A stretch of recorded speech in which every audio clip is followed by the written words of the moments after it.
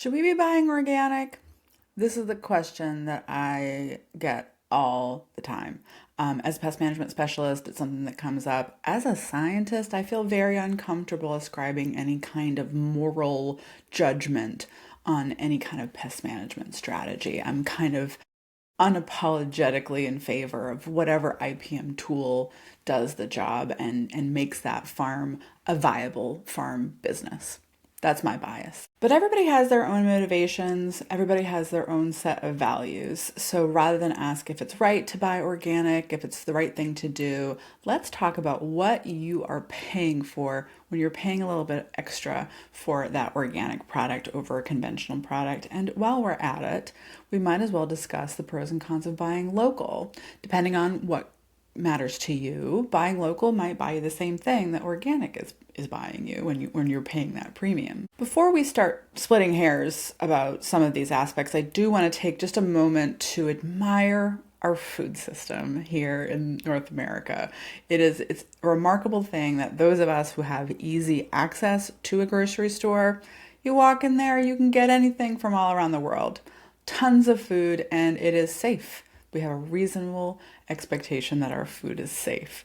This is amazing. I think about it almost every time I walk into the grocery store, and it's something worth mentioning before we dive in to what you're paying for when you pay a little bit extra for organic or pay a little bit extra for local.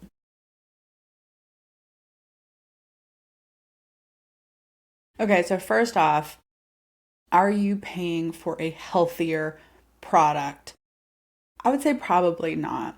If you look at individual studies, you can definitely see differences in individual nutritions associated with positive health outcomes. Your antioxidants, your flavonoids, your omega 3s, things like that, you can find measurable differences. But when it comes to measuring actual health outcomes, it's kind of a wash, looking at a lot of different meta-analyses and review papers. They really come out inconclusive. Some of them say maybe there's some allergy differences, some eczema if you're drinking organic milk versus conventional milk. At the end of the day, it sounds like this is just due to the confounding factors that come along with any kind of nutritional study.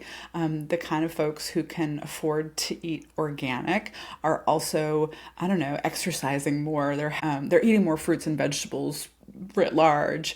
They're not exposed to the same kind of stressors that somebody who maybe can't afford to eat organic. Like if you can afford to eat organic, you're not living under a bridge, right? So in my opinion, and in the opinion of a lot of these reviewers, is that a diet rich in fruits and vegetables is better than a diet without fruits and vegetables, and it does not matter if they're organic or not. Are you paying for a tastier product? I think maybe in some circumstances. So organic doesn't necessarily mean what you think it means. It doesn't mean no pesticides, right? But it always means no synthetic fertilizers, right? So not being able to apply synthetic fertilizers, think Miracle-Gro, that give a big pulse of nutrients to the crops that we eat. You have to have compost and manures and meals and things that are kind of like slow release, like a slow and steady pulse of nutrition to these plants. So plants that receive slow and steady nutrition, they grow a little bit slower. So this definitely reduces yields, which adds to the costs, as well as those inputs. They can be a little bit more expensive, but this also means smaller plant cells with less water in them, so more nutrient dense, maybe more flavorful. But if you want fresher, tastier food, local could certainly do that for you. You're more likely to get something that's picked that day, fresh and tasty, right to you. Also, if you think about some of the retail growers in your area, they're thinking a lot about what you want and need and higher quality. They're making their variety selections based on flavor, oftentimes more than yield or storability or shippability, which is the case with a lot of conventional conventional growers. All right, what about hormones? This is kind of a non sequitur, but it does come up because there's a lot of kind of scary concerns when it comes to the use of synthetic hormones in animal production. So this is exclusively to beef and dairy. There are no approved hormones for use in chicken or pig systems. But if you look at some of the concerns, it's endocrine disruption in children and pregnant women, increased cancer risk. This sounds very scary. And I am not an expert in this. In reading some of the review papers I came across, I definitely need to reach out and talk to an expert about this. I also came across a couple papers that referenced the presence of naturally occurring phytohormones, right? So if you think about like soy products are rich in phytohormones, which supposedly mimic a lot of the hormones that are in our bodies or in animal products. Here's what I'm talking about. This paper was not comparing and contrasting conventional and organic systems. They were just looking at levels of hormones are found in foods normally. Animal products like butter, eggs, things like that will have a testosterone, estrogen levels. And then there's this other column for phytoestrogens. But if you just think about milk alternatives, soybeans, oat milk, cereals, wheat, nuts and seeds, these are all really high in phytoestrogens. So again, I think I do need to talk to an expert about this, like the difference between how our bodies perceive phytohormones to some of these synthetic hormones that might be higher in milk. But I feel like if you're buying organic milk just to limit your exposure to hormones, you might be wasting your money. But again, I'm not pregnant, nursing, or feeding a young child, so this is not really on my radar. That level of risk could feel very differently depending on your situation. All right, so pesticide residues. This is probably the biggest motivating factor for folks who are concerned about health. Organic doesn't mean pesticide free. They use pesticides in organic systems. It's a shorter list of pesticides, and they're very different from the pesticides that are used in conventional systems. They are derived from natural products. They break down very quickly in the environment. There's very little chance of that residue on the food getting to your plate. Studies have definitely shown there's more risk of pesticide residues making it to your plate if you're eating conventional. But more of what, right? So remember, pesticide use is very heavily regulated. And there's something called maximum residue limits, or MRLs. So these are rules about the maximum amount of detectable residues that are allowed in our food, both grown here as well as materials that are imported into the United States. These are tested quite often. We set these MRLs based on what toxicologists call the NOL, or the no observed effect levels, which is also adjusted by the ADI, which is the acceptable daily intake. So that takes into account that you might be exposed to these things on a daily basis for your whole life. Not likely, but possible. So toxicologists are doing a slate of studies on anything that could be applied to your food. So they are looking for signs of biological or functional changes in neurology, behavior, biochemical or hematological shifts in enzymes, blood cell counts, hormone levels, structural changes in organs and tissues, impacts on fertility, fetal development, offspring viability, carcinogens, mutagens, everything, right? So everything is evaluated for potential risk. They find that level, that no observed effect level, so like the highest dose you can get with no observed effect level. They adjust it based on the ADI, and then they set that MRL to at least 100 times less, sometimes 1,000 times less. So even though there are detectable levels of pesticide residue, they're very low, and that risk is very low. Again, I'm a healthy adult. This is not really on my radar. I can metabolize these things pretty easily. You might feel differently. Your situation might be different. You might be pregnant, nursing, feeding a growing child. You might be immune compromised. This might be a bigger thing for you, and no level of risk is worth it for you. Totally understandable. So with that comes the added cost, right? Organic foods are more expensive because producers are losing more yield to insect pests, weed plant diseases. Alternative approaches to managing those pests are more expensive, usually because they require more labor. There are some organically approved pesticides that we talked about. They're more expensive than synthetic pesticides because they're derived from natural products, right? So just starting from that point of view, it's going to be more expensive. Also, they're often applied more frequently. So, like that really cool thing about them breaking down really quickly also means that their efficacy is not as long as a synthetic pesticide. So you often have to apply them more often, more labor, more inputs, things like that. All right, and excuse the deep dive, but I'm going to give you one example just to do some comparing and contrasting. It's kind of how the sausage is made. I hope you don't mind. But let's dig into lettuce as an example. Okay, let's take a look at conventionally grown lettuce, the kind of thing that you find in your grocery store. Where is most of your head lettuce grown? So iceberg lettuce, romaine lettuce, leaf lettuce. 80% of the lettuce that we buy at the grocery store is grown in California. More specifically, it's grown in the Salinas Valley. So you see this big, huge area. That's the Central Valley of California. Very hot, very productive. There's lots of fruits and things coming out of there. But right here between these two little mountain ranges, that's our Salinas Valley. And that is where 80% of our lettuce is grown. It's pretty amazing. It's a little bit cooler. It's a little bit more conducive to producing cool season crops like lettuce. Another place that you'll see a lot of lettuce grown is in Arizona, usually during the winter months when maybe it's a little too cold in California. You will see lettuce grown here. Let's zoom in a little bit.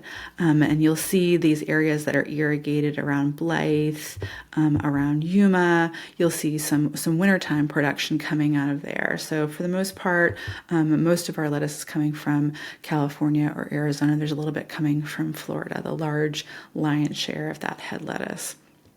So there's something kind of special about growing produce in the desert. It sounds really unnatural, and it is. There's nothing natural about it. But there is one benefit, is that if it doesn't rain, you don't need as many fungicides as you might need in the East Coast where it's raining on that lettuce all the time. You might not need as many herbicides because there's not a lot of weed seeds in that soil. So there are some benefits. Also, because it's isolated, there are fewer pests coming in from alternate areas. However, there are a few pests who have taken unfair advantage of that, including thrips and aphids primarily. So if it was not for these little squishy aphids and the viruses they transmit, this would be a beautiful system. So this is our key pest in these crops. Aphids, they do cause some indirect damage. They can make the lettuce leaves look distorted. They can reduce yield from their piercing, sucking, feeding, but primarily they are a crop contaminant. Nobody wants to find these aphids in their food. It's gross. So that is the key point there. Here is a description of the pest from California. They'll go into management that includes biological control, monitoring, all sorts of integrated pest management tactics that help you reduce that need for chemical pesticides before you take out that spray. Here's another article from John Palumbo in Arizona. You get a picture of what we're talking about. These are huge fields of lettuce, really an amazing amount of food produced there. This article, he talks about all sorts of ways to reduce your aphid pressure in leafy vegetables before you take out spray. But in reality, they do use pesticides to protect this food from the herbivores that take advantage of this system. It's a domesticated crop. You need to do something to protect your domesticated animals. For us, it's pesticide. That's the most effective way to do it. The way that I get a real understanding of how things work is this arthropod management test. This is an awesome resource for me when I'm trying to figure out efficacy, making recommendations for commercial growers. It also gives you a really good insight into what industry is actually doing, right? So I just searched lettuce and you can see all these efficacy tests for head lettuce with soil and foliar insecticides. This really gives you an indication of what people are concerned about. Thrips, lettuce, aphids, things like that, looking at efficacy. So I did a little review of a handful of papers looking at what people were doing.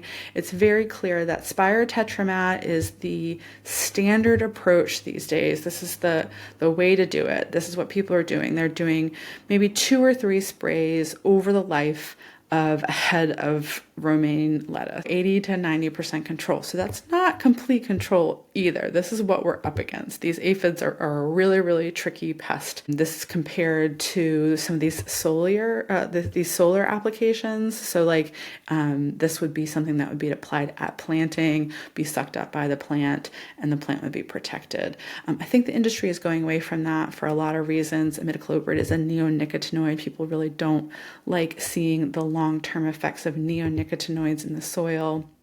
So you're seeing people go to this spirotetramat. It's also replacing broad spectrum neurotoxins. This is lambdicide. This is an example of a pyrethroid. So this is one of those pesticide groups that's most broadly used because it impacts the most pests. It's kind of the go-to tool for a lot of pest management people. The spirotetramat, the trade name for this product is Movento. If you take a look at the people who make Movento, they're saying it's really powerful because it has two-way movement, right? So it hits a broad range of insect groups, but it's particularly good for aphids because of this movement into the plant. It has long-lasting protection, but the thing that's different between this product that has some systemic properties compared to the neonicotinoids is it's not staying in the soil. There's very little risk of it making its way into local waterways. This is the trend in most of the pesticide industry, is to look for things that are a little bit less damaging when it comes to risk of environmental impacts. And they also say that this is a good tool in integrated pest management because it provides minimal risk to natural predators when used as directed. That's an interesting claim from the company. I did find a paper that dug into some of these claims about spirotetramat being a really good alternative. And for the most part, they said a lot of the claims they hold up pretty well. They're a really, really quick breakdown once this material gets to the soil. It can take a few days depending on how much organic matter is in that soil. The more organic matter, the more microbes, the more likely it is to break down. They did find a lot of evidence that there is lower risk to non-targets. So the natural enemies, the predatory flies, the lady beetles that come in there, if they walk over a treated surface, they are less likely to have non-target impacts than if you are using that broad spectrum pyrethroid, the old standard.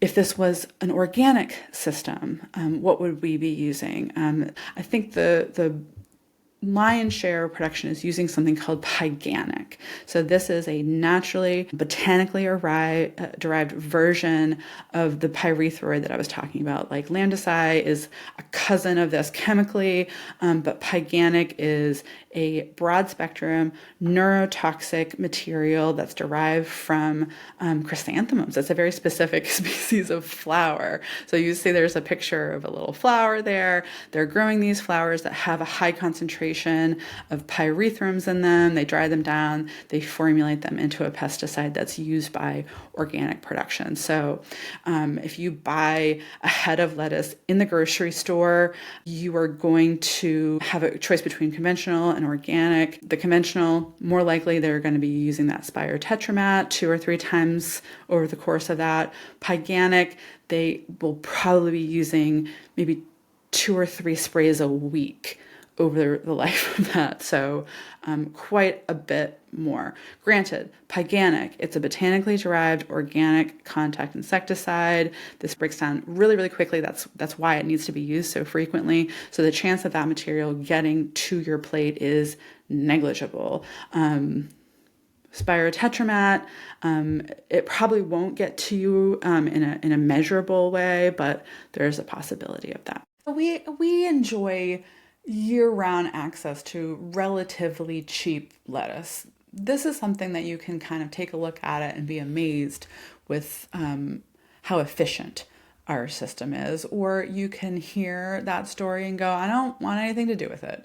Give me the organic lettuce, please. That's something that you can support or not support if you want. When you are buying organic, what you're paying for is accountability, right? So there's a lot of costs associated with certification, record keeping, things like that. So the National Organic Program, this is a federal regulatory program.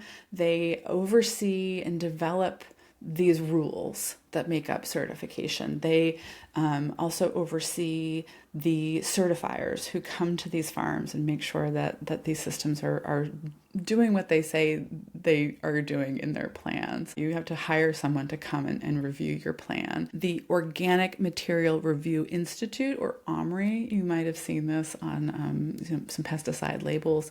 This is actually a nonprofit organization. It's not a regulatory body. It's a nonprofit organization that verifies products for use in organic production. So they say, yep, it's a natural product, or it's within reason to be used in a system where the expectation is a more natural approach. So again, organic lettuce grown in the desert may still be sprayed with as many as 2 or 3 applications of pesticides, but those residues don't reach your plate. In contrast, local farms, and this is anecdotal, this is my impression and my experience, with a lot of experience working with especially East Coast farmers, local farms are less likely to use pesticides at all. So that's kind of interesting, right? Local farmers are more likely to be the ones to carry out pest management decisions, right? So they are very reticent to run out there and spray. No one likes spraying pesticides. I think locally, if someone's spraying pesticides, they've made a decision. They've exhausted all the other options. But you can just ask them, right? This is the benefit of having that personal relationship. So instead of paying for accountability through that organic certification, you can go and ask them at the farmer's market or the farm stand. If you want to know, you can just ask. I'll also say, from my experience as an entomologist, for the lettuce example, this is a very quick turnaround crop, right? So even though we do have pest problems on the East Coast, we have diseases, we have weeds, we have insects, and there every once in a while is a need to spray insecticides. It's very rare. Also, we just don't have aphids. Our farms are located in much more biologically diverse environments, and there's an army of natural enemies. So like the lady beetles and parasitoids that eat aphids. Aphids are not a problem in our local farms. It's not a thing. And speaking of that ecological balance that our local farmers on the East Coast have a benefit for, it's a good time to shift topics to the environment.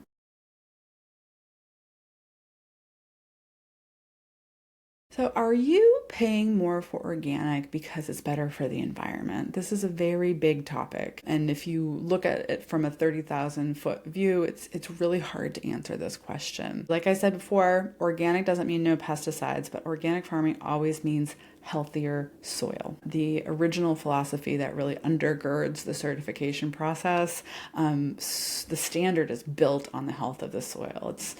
They're hand in glove, organic and soil and organic. But these soil building practices obviously come with additional expenses. You're incorporating those organic amendments. You're really upping the organic matter with composts, manures, meals, things like that. More likely to adopt cover cropping.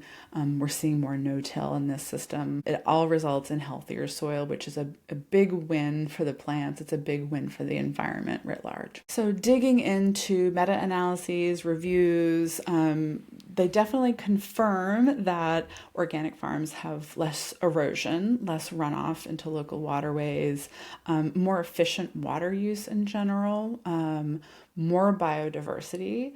Those environmental impacts on the organisms living in that environment are less in organic systems than conventional systems. This is definitely held out in the data. You'll definitely come across a lot of tables and figures that look a lot like this. Here we're showing the number of studies showing positive, negative, or no differences when you're looking at non-target organisms. So these are animals living in and around conventional farms versus organic farms. You'll see a lot more positives, a few mixed or no difference. If you look, there's some negative ones, beetles, other arthropods. I mean, I would guess that a lot of that has to do with tillage practices. We know that a lot of organic systems rely on cultivation in place of chemical herbicides. So this is probably like a weed management thing, if I had to guess. So if reducing your impact on non-target organisms living in the environment is a priority for you, you are getting a lot of bang for your buck when you're buying organic. If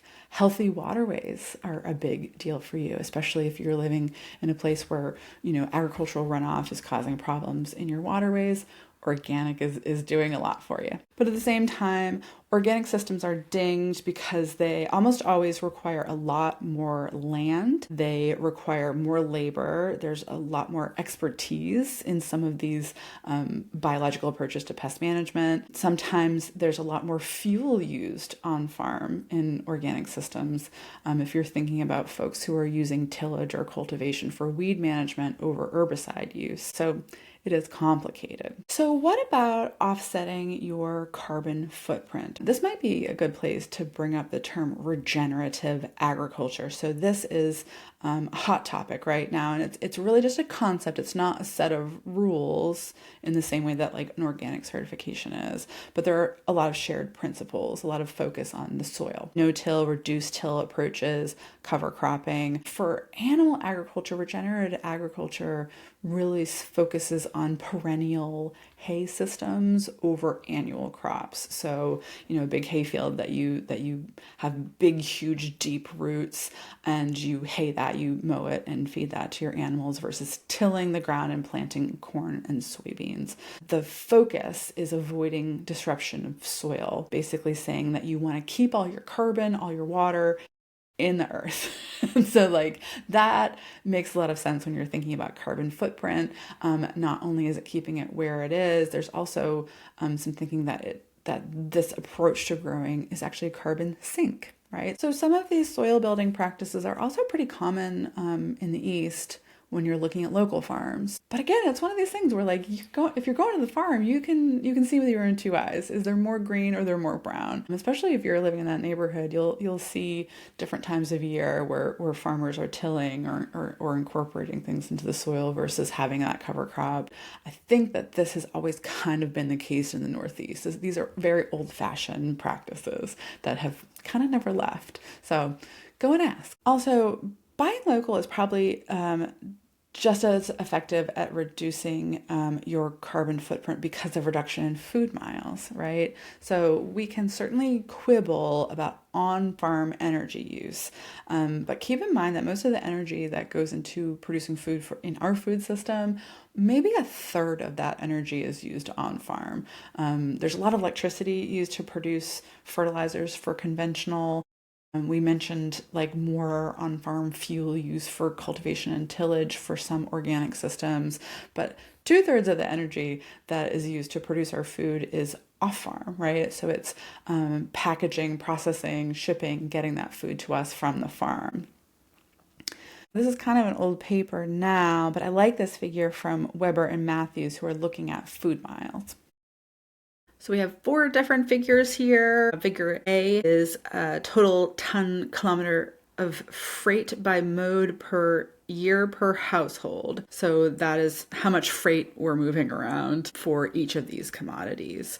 Red meat, cereals, we're moving a lot of stuff around. B, right below that, is transport-related greenhouse gas emissions by mode. So for each of these commodities, they've broken down how much CO2 is put out per household for each one of those modes of transportation. So you see the purple bars, trucks are really producing a lot of CO2 to move our food around to us. Figure C is total emissions by supply chain tier. So you can see that broken down by delivery, other freight, production of CO2, production of some of these other things. Figure D is a comparison of CO2 that's put out by these different categories and how much money is spent, right? So this is kind of the bang for your buck.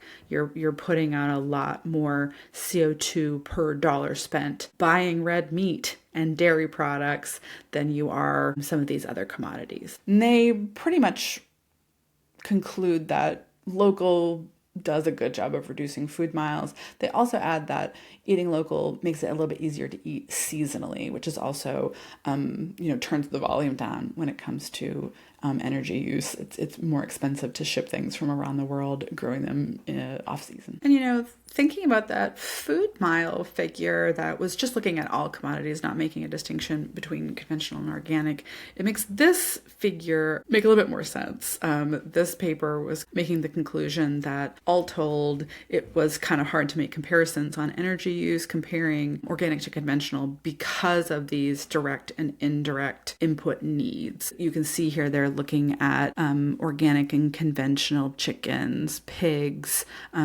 different vegetable groups. And even though there might be some differences on farm, once you look at everything all together, it's kind of a wash. So that was interesting, and thinking about food miles and thinking about how much energy and inputs are used off the farm, it makes this table make a little bit more sense. And this is another non sequitur, but what about hydroponic production? So this is something that's definitely really popular if you're thinking about like plant factories, vertical farming. This is kind of the way of the future, being able to grow anything wherever you want because you have complete control over it. This is a really attractive thing for people who want a pesticide-free product and they want something that is local.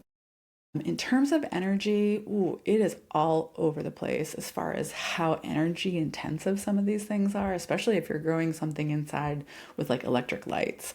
The numbers don't work out. But there's definitely a lot of people who are doing this kind of thing year round, using really clever ways to work out energy. So it's so new.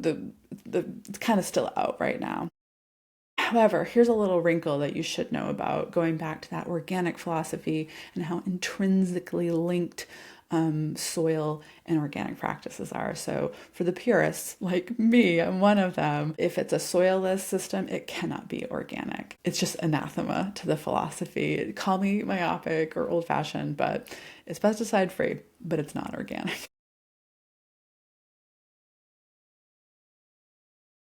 All right, well, we will conclude with issues of social justice. And this topic is a little bit more squishy. I don't have as much data to show you, and I feel like I need to talk to more experts in animal welfare as well as, rural economies. But there's several factors that really motivate me here. First of all, worker safety is a factor.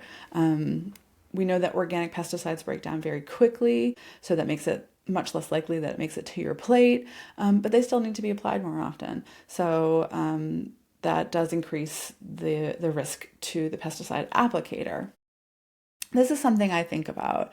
In general, organic or materials that are approved for use in organic are pretty benign. So thinking of that lettuce example, controlling aphids, that would probably be like a soap or an oil that smothers that insect. It might be an insect growth regulator that is approved for use in organic systems that is preventing immature aphids from becoming adults so the populations stay manageable. That's pretty benign to humans. Products containing spinosad that are gut poisons. They're not particularly effective on aphids, so they're not used in that lettuce example, but they're pretty benign to the applicator because they tend to be more effective, when animals eat them. One of the most frequently used products, Pyganic, that is a broad spectrum neurotoxin, right? So it's naturally derived, but it's broad spectrum. It affects us. It affects our neurosystems. Keep this in mind if you are shopping for a pesticide for use in your garden, right? So just because it has that OMRI label on it, it's very easy for us to think we don't have to worry about our safety. Just read the label. Pay attention to those PPE recommendations, right? So wear a mask. We have plenty of masks around now. I always have glasses on to protect things from shooting into my eyes. Wash your hands when you're done. It's nothing too crazy, but just because it's natural doesn't mean you don't have to worry about it. All right, in terms of animal welfare, I think it's pretty safe to say that organic systems are a little bit better for animal welfare writ large. We talked a little bit about hormones. Antibiotics are not allowed in organic systems for any of these animal systems. I think that is born from overuse of antibiotics, where managers were feeding all their animals antibiotics, whether they needed it or not. I think there was also some link to added growth if they were given these antibiotics prophylactically, right? So that's no bueno. That's not good for anybody. There's definitely a risk of developing resistance in bacterial infections, which could impact that herd. It could also impact animals outside of that herd, and it could impact human health in some situations. So overuse of antibiotics, it's not a good thing in general. So what does that mean for the animals? If an animal does get sick and does need antibiotics, they still deliver antibiotics to that animal. It just has to be removed from the organic herd or flock. So sometimes they are removed to a conventional herd. Sometimes they're, taken out of that herd for some period of time before they can go back into the organic herd. Sometimes other things happen. But in general, the way to deal with that prohibition on antibiotics, these herds have to have much lower densities, right? To slow the spread of any kind of disease by limiting the density of animals in a given space. They're also given, better diets in general, things that have to do with improved health so that they're better at fighting off infection. So that's a better life.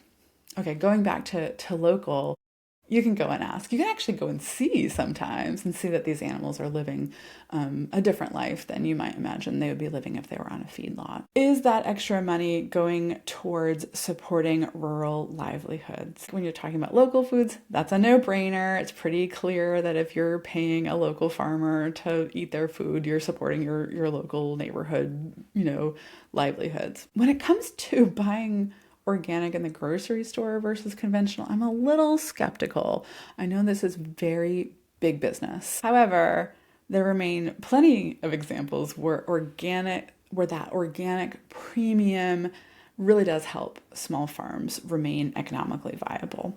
So personally, I'm not sure if I should admit this, I do buy organic milk. I like a paper carton. I like a paper carton more than I like a plastic jug. In addition to that, I grew up in New England. I grew up in the 80s and 90s during a time where the dairy industry was changing, right? So there is a little part of me that thinks, oh, well, maybe those family farms that shifted to organic at one point, that saved their business. I hope that's true. I hope that the extra money that I pay for my paper carton also supports a family farm. And there's something to be said about that. Another example that springs to mind during my old grad school days back in Virginia at the turn of the century, this was a moment in history that what was really hitting the fan for the tobacco industry. So all these tobacco farmers in Virginia were looking for something else to do. And guess what comes even close to replacing tobacco as far as value? Organic fruit and vegetables. So there was a big shift in a lot of these old farm families. They were shifting from tobacco to organic vegetables. And I want you to imagine what those extension meetings were like. The Appalachian culture clash between the tobacco farmers and the original organic farmers, these flower children that were like really organic philosophy. It was as whimsical as you could imagine. But I will say, more harmonious than you might imagine. Country people, they have a huge appreciation for the land and they really valued organic farming. It was really cool. This maybe is a story that needs to be told on its own, but there was a lot of participation from some local grocery chains. It was a rising tide that lifted a lot of boats. So you might be asking yourself, why not organic and local? Isn't that funny that if you take a look around at all your local farms, why aren't they certified organic? Well, we talked about this a little bit. the accountability factor. You can just ask them. And I think if you talk to a lot of folks who decide whether or not to certify, that's their answer. They don't need to. Their customers don't need to know that they're following rules that they agree with. Let's take a look at this map. This is kind of cool. The University of New Hampshire Cooperative Extension put this together during the peak of the pandemic. If you remember what it was like then, people were super excited to get food locally, and a lot of our farmers were really doing us a great service, providing a local source of food, a place to go outside and run around outside of the house. They also set up lots of delivery services. A lot of people scrambled and did online purchasing, pop-up markets, things like that. It was really cool. So they put together this map just so you could find farms, and like you can click on any one of these dots and there'll be some information about each of these farm sites, so you can find something that's close to you. They also had people indicate whether or not you're organic. So if you look at how many of these farms are organic, it's a small portion of them. The folks who were signing up also asked for a button for folks who implement organic practices. So that's most of them, right? So that category of implementing organic practices, one might argue that this is stolen valor. It is very costly. It is very time consuming to become certified organic. It's a little funny to say, well, I'm not certified, but I use organic practices. It goes back to what we were saying before. You can ask. In my personal experience, especially in New England, if you look at local farms, local farm stands, things like that, these folks are not using pesticides at all. They don't even have the stuff, right? They don't have the equipment. They don't have the licensing. They don't really even want to learn about it. It's just not part of their lifestyle. They didn't get into farming to spray pesticides. That's a lot of folks. Their approach to pest management is just to grow enough for everybody, right? So a lot of those added expenses are because they're spending a lot of time culling out things that have a bite on them, trying new and interesting ways to manage their pests that don't involve any kind of pesticides. So something to think about. Is it worth the extra cost? Maybe. Let me know what you think. I am definitely kind of unapologetically in favor of whatever a farmer needs to grow food for us, right? So if that means a judicious use of pesticide, I am for it, right? So that's my bias, that's my set of values, but everybody's different. I would love to hear what vibed with you here. What was I missing? What do you want to know more about? What are the most valuable parts of buying and eating organic or locally for you? Leave your comments, and thanks for listening.